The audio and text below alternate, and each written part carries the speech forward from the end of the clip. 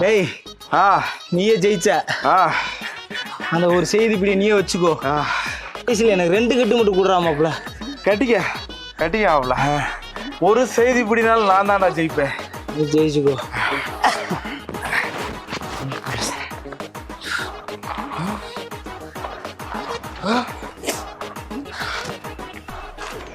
ஏய் மச்சான், ஏய் பீடிய காணாமடா. பீடிய காணாமா? ஒரு செய்தி பீடி கடை அந்த குத்து குத்துற மாப்பிள அங்காடா கிடக்கு. வாடா.